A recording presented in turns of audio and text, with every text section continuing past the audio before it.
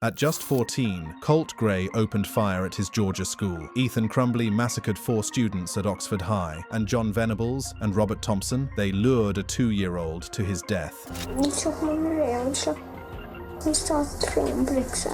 In this video, we're looking at some of the most dangerous kids the world has ever seen. Colt Gray, the Apalachee High School shooter. Our first case takes us to Winder, Georgia, where on September 4, 2024, a 14-year-old student named Colt Gray carried out a mass shooting at Apalachee High School, killing 4 individuals and injuring 9 others. This tragic event would become one of the deadliest school shootings in Georgia's history, and what makes it particularly disturbing is the extensive warning signs that preceded the attack. Gray was a 9th grader who had recently moved to Barrow County after living in Jackson County. His life was marked by instability and trauma from an early age. He lived with his father, Colin Gray, while his 2 younger siblings resided with their mother, Marcy Gray. Court records revealed a deeply troubled home environment that would prove to be a crucial factor in understanding the path that led to this tragedy. The dysfunction in Gray's family was evident in multiple ways. His mother, Marcy Gray, was arrested in 2023 for damaging her husband's truck and possessing methamphetamines, fentanyl, and a glass pipe, serving 46 days in jail. This arrest painted a picture of a family struggling with substance abuse and domestic violence, creating an environment of chaos and instability for the children. What makes Gray's case particularly tragic is that there were numerous attempts to get him help before the shooting occurred. His aunt, Annie Brown, reported that he had been seeking mental health support for months. In a heartbreaking twist of timing, his grandmother met with a school counselor just a week before the shooting, and Gray was scheduled to start therapy the following day. Concerns were raised about his homicidal and suicidal thoughts and access to firearms, but tragically, help came too late. The warning signs had actually emerged more than a year before the shooting. In May 2023, the FBI investigated Gray, then 13, after tips about threats on Discord to shoot up a middle school. During the investigation, Gray denied the threats, claiming his account was hacked, and his father confirmed the presence of hunting rifles in the home, but stated they were not loaded, and Colt lacked unsupervised access. Investigation was closed due to insufficient evidence, a decision that would prove to have devastating consequences. In a particularly disturbing turn of events, Gray used an AR-15-style rifle, reportedly gifted to him by his father as a Christmas present in December 2023, months after the FBI investigation into online threats. This decision by his father to give him access to such a weapon, despite the previous investigation and ongoing concerns about his mental state, would become a central focus of the legal proceedings that followed. The attack itself was swift but devastating. Gray allegedly opened fire at Apalachee High School, killing students Mason Schermerhorn and Christian Angelo, and teachers Richard Aspinwall and Christina Irimi. 9 others, including 8 students and 1 teacher, were injured but expected to recover.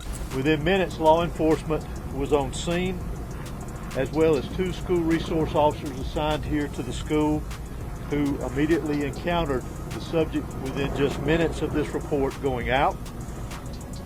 Once they encountered the subject immediately surrendered to these officers, and he was taken into custody. What's particularly chilling about this case is that there were last-minute attempts to prevent the tragedy. Gray's mother called the school 30 minutes before the shooting, warning of an extreme emergency and urging counselors to find her son. It's unclear if this was acted upon effectively, raising questions about communication and emergency protocols in schools. Gray's case bears striking similarities to another recent American school shooting that set unprecedented legal precedents for parental responsibility. Ethan Crumbley, the Oxford High School shooter. Our second case takes us to Oxford, Michigan, where on November 30th, 2021, 15-year-old Ethan Crumbley carried out a shooting at Oxford High School, killing 4 students and injuring 7 others. This case would become a landmark in legal history, not just for the severity of the crime, but for the unprecedented decision to charge the shooter's parents with criminal responsibility for their son's actions. Crumbley was a sophomore at Oxford High School, living in what appeared from the outside to be a typical suburban family. However, reports suggest neglect, with Jennifer's affair and the parents' frequent absence. The family was financially strained, with over $11,000 in overdue house payments. A neighbor reported the family to Child Protective Services when Ethan was 8, though outcomes are confidential. What makes Crumbley's case particularly disturbing is the clear evidence of his deteriorating mental state in the days and weeks leading up to the shooting. Crumbley was diagnosed with major depression, anxiety, and obsessive-compulsive disorder, experiencing psychosis during the shooting. He exhibited violent behavior, including torturing animals and documenting violent fantasies in a journal. journal. The warning signs were not just present, but actively ignored by his parents in the days immediately before the shooting. Crumbley was caught searching for ammunition online the day before the shooting, prompting a teacher to contact his parents, who dismissed it. Even more alarming, on the morning of the shooting, a teacher found disturbing drawings on his math worksheet, including a handgun, a bullet, and phrases like, "The thoughts won't stop, help me." His parents were called but refused to take him home, and his backpack was not searched. The premeditation in Crumbley's case was extensive and chilling. The night before, Crumbley recorded videos and posted on Instagram about his intent to become the next school shooter. The weapon he used was particularly significant. Crumbley used a 9mm Sig Sauer semi-automatic handgun, gifted by his parents 4 days prior as an early Christmas present. On the day of the shooting, Crumbley opened fire at Oxford High School, killing Madison Baldwin, 17, Hannah St. Juliana, 14, Tate Meyer, 16, and Justin Schilling, 17. 6 students and 1 teacher were wounded. He fired 30 shots from his backpack before surrendering 5 minutes after the attack began, with 18 rounds remaining. During his sentencing hearing, Crumbley addressed the court, and his words revealed both remorse and a disturbing level of self-awareness about his actions. Diminish any ability to anyone who could have stopped me, of anyone of a school or parents.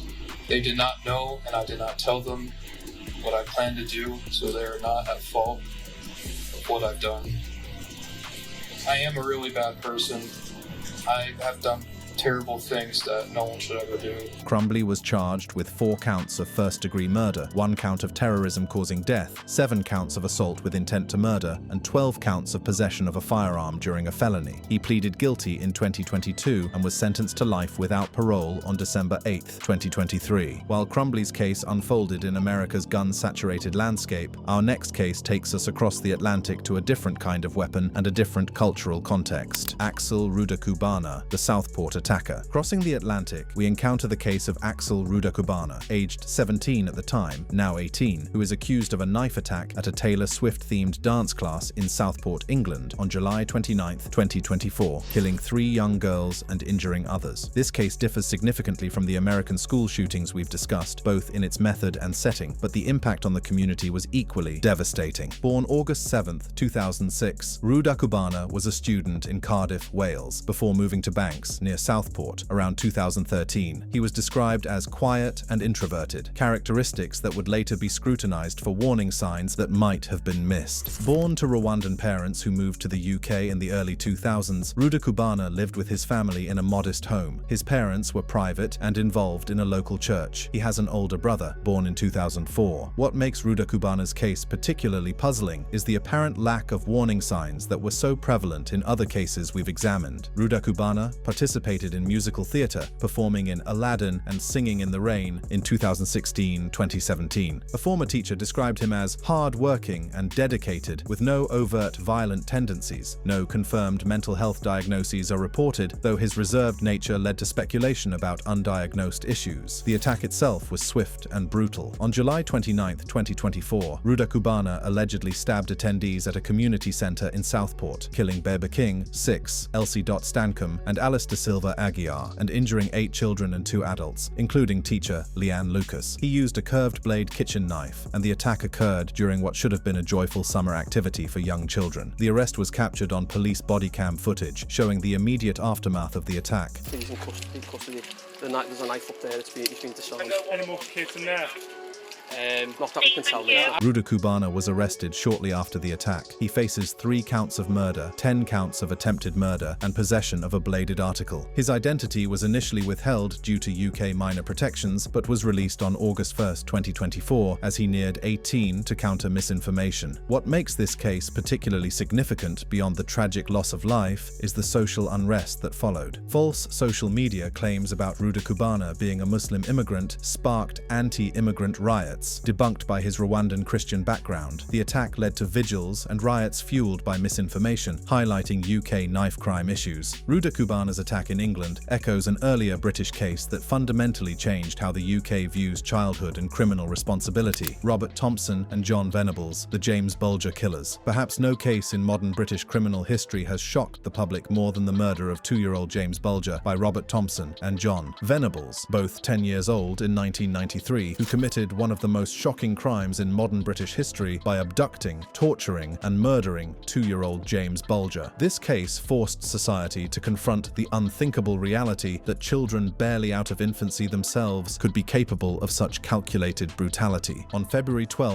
1993, in Merseyside, England, Thompson and Venables abducted James from a shopping centre while his mother was briefly distracted. Security camera footage captured the boys leading James away, and witnesses reported seeing them roughing him up. Yet tragically, no one intervened effectively. The brutality of what followed was far beyond what was imaginable for children of their age. The boys subjected James to a prolonged ordeal of torture before ultimately killing him. They took him to a railway line where they continued their assault, including dropping a 22-litre railway fish plate on his head and leaving his body to be run over by a train. The level of premeditation and cruelty involved led to widespread public outrage and a media narrative that labeled them as born evil. Police interviews with the boys revealed chilling details about their mindset and the events of that day. In recorded interrogations, we can hear the psychological manipulation and the way they attempted to shift blame between each other. You say that the two of you were in the Strand and that you saw the little boy.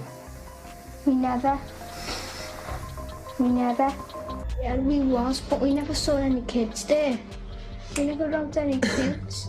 So you were in Bootle New Strand? Was you in Bootle Strand? Yeah, but we never got a kid, Mum. We never got a kid. Would you, I must ask you not to get angry with it. The boys were convicted in November 1993, making them the youngest convicted murderers in modern British history. They were sentenced to indefinite detention at Her Majesty's pleasure and remained in custody until their release on life licence in June 2001 at age 18. If the James Bulger case shocked Britain with 10-year-old killers, our next case from India involves an even younger perpetrator who would earn the horrifying distinction of being the world's youngest serial killer. Amarjit Sada, the world's youngest serial killer. Moving to one of the most disturbing cases in our examination, we encounter Amarjit Sada, who gained notoriety as the world's youngest serial killer, committing murders at the age of 8. Born in 1998 in Musahari village, Bihar, India, Amarjit Sada grew up in impoverished conditions, with his family struggling financially and lacking consistent access to education. Sada's criminal history began disturbingly early. His first victim was his infant cousin, killed by strangulation when he was just 7 years old in 2006. This act was initially covered up by his parents, a decision that may have emboldened him to continue. By 2007, at age 8, he had committed 3 murders, all involving infants: his infant cousin, his 8-month-old sister, and 6-month-old Khushbu, a neighbor's daughter. The brutality of these acts was shocking even by adult standards. He beat 6-month-old Khushbu with a brick or rock and buried her, leading to his arrest after villagers reported the crime. What was perhaps most disturbing about Sada was his demeanor during questioning. During police questioning, he displayed a cool and calm demeanor, smiling and showing no remorse. When questioned about his crimes, Sada's responses revealed a chilling lack of empathy. "I took her away and I killed her with a brick. I actually didn't feel that much excitement when I tried strangling her because she wasn't fighting back. So that's why I chose the brick," he reportedly told investigators. This statement reveals not just an admission of guilt, but a disturbing analysis of his own methods and motivations. Psychological evaluations of Sada painted a picture of a deeply disturbed child. A Patna-based psychoanalyst, Shamshad Hussain, described him as a sadist who derives pleasure from inflicting injuries, while a professor of psychology from Patna University claimed he had no sense of right or wrong. He was diagnosed with conduct disorders, a serious behavioral and emotional disorder characterized by disruptive and violent behavior and problems following rules. Under Indian law, children cannot be sentenced to death or sent to prison, so Sada was placed in a remand home in Munga after his arrest in 2007. He was detained until he turned 18, with reports varying on his exact release age. Some sources indicate 16, others 18, with a consensus leaning toward 2016. While Sada's crimes were driven by what appeared to be an inherent lack of empathy, our next case reveals how obsession with violence and careful planning can turn teenagers into calculated killers. Scarlett Jenkinson and Eddie Ratcliffe, the Brianna Gay killers. In one of the most shocking cases of recent years, we examine the murder of 16-year-old transgender girl Brianna Gay, who was lured to Linear Park in Culcath under the pretense of a casual meetup with Jenkinson, whom she trusted as a friend. On February 11, 2023, Jenkinson and Ratcliffe stabbed Brianna 28 times with a 13cm hunting knife in a frenzied and ferocious assault. Scarlett Jenkinson was 15 years old at the time of the crime and was a student at Birchwood Community High School in Warrington, Cheshire, where she met Brianna Gay. Jenkinson was described as academically capable but socially manipulative. What made her particularly dangerous was her fascination with violence and serial killers, including Jeffrey Dahmer and John Wayne Gacy. She accessed torture and murder videos on the dark web using a VPN, taking notes on their methods. Eddie Ratcliffe was also 15 at the time of the crime and attended Culcheth High School near Linear Park, the crime scene. He was diagnosed with autism spectrum disorder and selective mutism, which affected his social interactions. While less dominant than Jenkinson, he actively participated in planning Brianna's murder and expressed transphobic sentiments, referring to Brianna as "it" in messages. The planning for this murder was extensive and chilling. The murder was meticulously planned over weeks, with Jenkinson and Ratcliffe exchanging WhatsApp messages from November 2022 discussing potential victims. By January 2023, Brianna became their target. They created a handwritten murder plan found in Jenkinson's bedroom, detailing how to lure Brianna to Linear Park. The level of premeditation was evident in their failed attempts before the successful attack. On January 28, 2023, Jenkinson tried to lure Brianna to Linear Park but failed. She also attempted to poison Brianna with ibuprofen, which only made her ill. Before the murder, Jenkinson attempted to poison Brianna with ibuprofen tablets in January 2023, causing illness but not death. She also maintained a kill list of potential victims, initially targeting others before adding Brianna. The arrest footage shows the immediate aftermath and the teenagers' apparent lack of understanding of the gravity of their situation. Scarlett, this is what I've got to say. Yeah. At this moment, because the information I have received, you are under arrest on suspicion of murder. The motive was complex and deeply disturbing. Jenkinson displayed sadistic tendencies, expressing a desire to kill for satisfaction and to see the pure horror on a victim's face. Ratcliffe's messages suggested transphobia, though the trial judge noted that while hostility toward Brianna's transgender identity played a role, it was not the sole driver. The trial took place at Manchester Crown Court from November to December 2023, lasting 4 weeks. Both Jenkinson and Ratcliffe pleaded not guilty, blaming each other for the attack. However, the overwhelming evidence, including messages, the murder weapon, and forensic evidence, led to their conviction on December 20th, 2023. On February 2nd, 2024, Mrs. Justice Yip sentenced both to life imprisonment with minimum terms before parole eligibility. Scarlett Jenkinson received 22 years, reflecting her leading role and sadistic intent, while Eddie Ratcliffe received 20 years, accounting for his secondary role and autism diagnosis. Perhaps most disturbing of all, while in custody,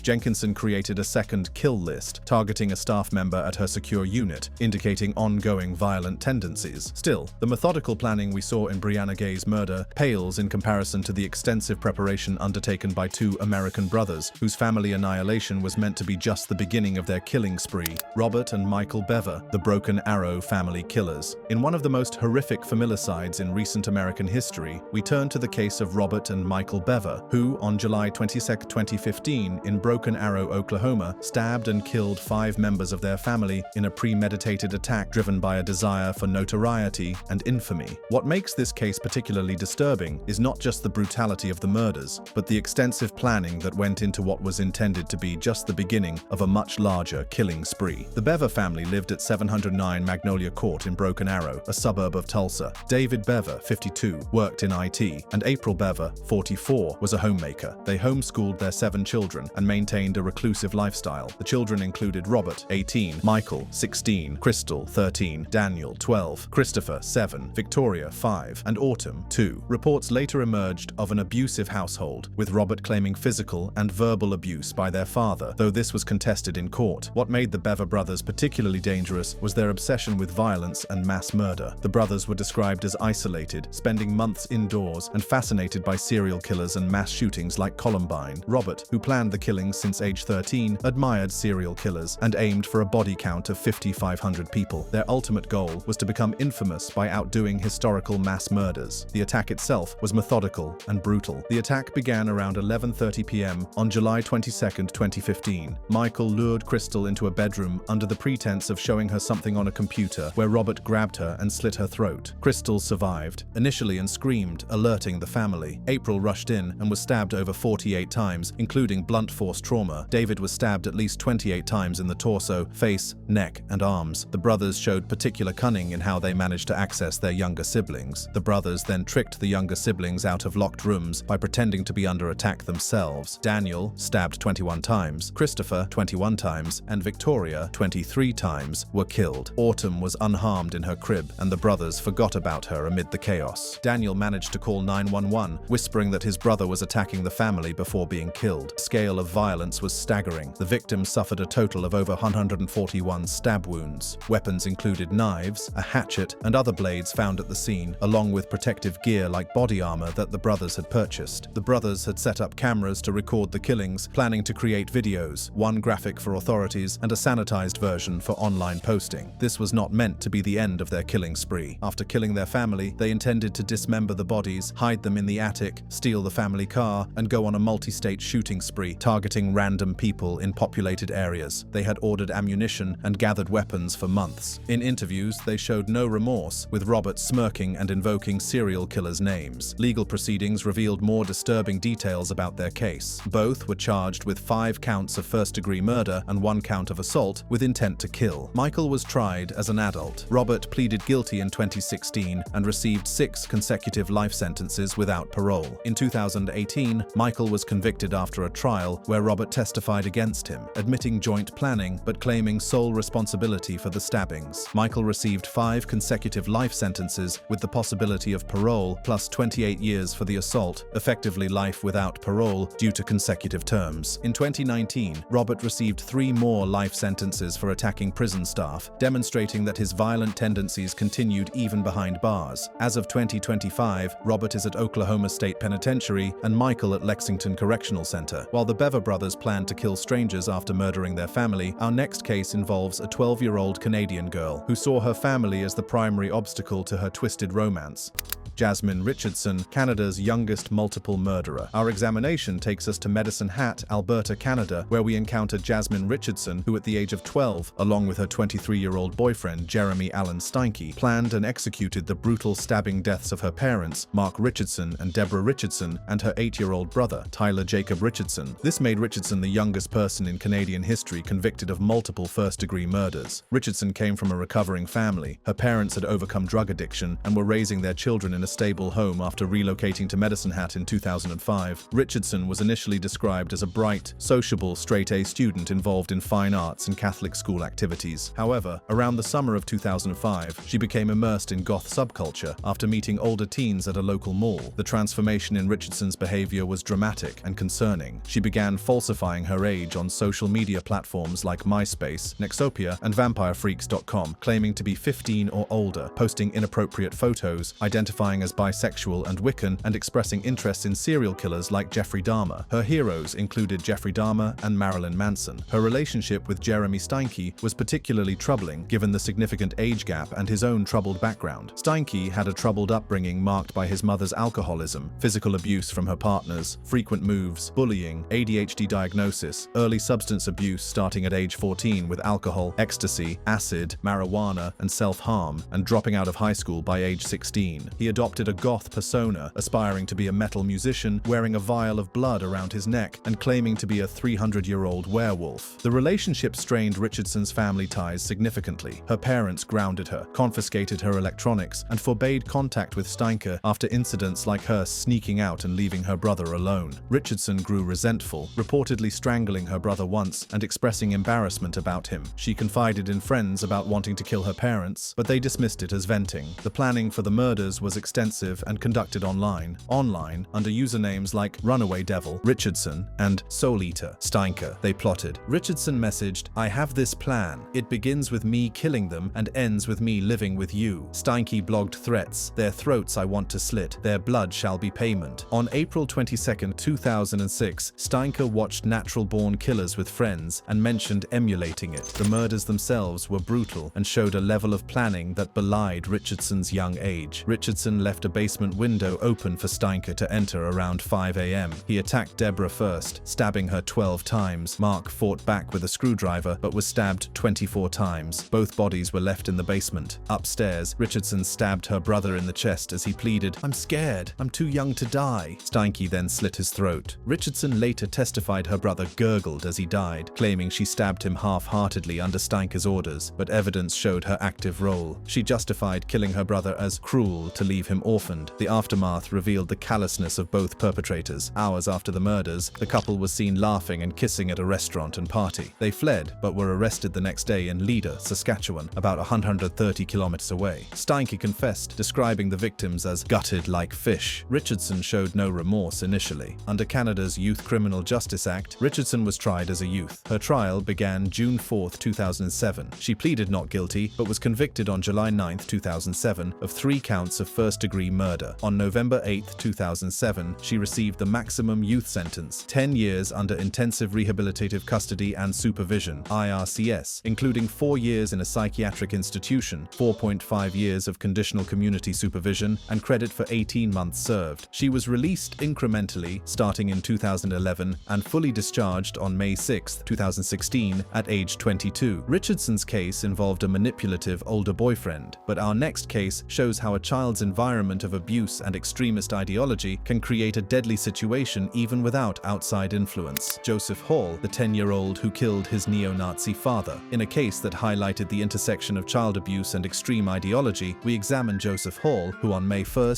2011, in Riverside, California, at just 10 years old, shot and killed his father, Jeff Hall, a regional leader of a neo-Nazi organization. The killing occurred while the father slept, following a history of severe abuse and neglect. Joseph confessed, telling police he was tired of his father hitting him and his stepmother. Investigators found that the home was filthy, filled with a pervasive odor of urine, and had numerous weapons, including the murder weapon, easily accessible to the children. What made Joseph's case particularly complex was the intersection of his personal trauma with his developmental challenges. Joseph was a product of prenatal drug and alcohol exposure and suffered from attention deficit hyperactivity disorder, ADHD, and low intelligence. The defense argued that Joseph had developmental disabilities and was conditioned to violence by his abusive household. Despite his young age, Joseph was charged with murder. The legal proceedings were complex, focusing on whether a child of his age could fully understand the wrongfulness of his actions. The prosecution claimed the murder was premeditated, citing the boy's statements to his sister days before the event. Ultimately, the judge ruled that Joseph knew what he did was wrong and found him guilty of murder, sentencing him to juvenile detention until age 23. This case served as a compelling illustration of the legal doctrine of doli in capax, which presumes that a child is incapable of criminal intent, but the judge's explicit finding directly rebutted this concept in Joseph's case. Hall's case highlighted American struggles with juvenile justice, while our final case demonstrates how other nations are grappling with similar challenges in their own legal systems. Zhang, Li, and Ma, the Hebei school murderers. Our final case takes us to China, where 3 boys surnamed Zhang, Li, and Ma, all under the age of 14, were accused of bullying a 13-year-old classmate, surnamed Wang, for a long period before ultimately killing him with a shovel and burying his body in an abandoned greenhouse in Hebei province in 2024. This case served as a crucial test of China's recent juvenile justice reforms. In 2021, China had lowered its age of criminal responsibility from 14 to 12 for special cases involving extremely cruel means, and this was one of the first cases to apply this new law. The case came under intense public scrutiny and ignited a national debate over the treatment of juvenile offenders. The court's verdict was that Zhang, who bore principal responsibility, was sentenced to life in prison, while Li, a main accomplice, received 12 years. Ma, who was present but did not participate in the killing, was sentenced to special correctional education. The different sentences for the 3 boys reflect an attempt to assign responsibility based on their individual roles, even within a new legal framework for juvenile crime. The case also brought to light the social issue of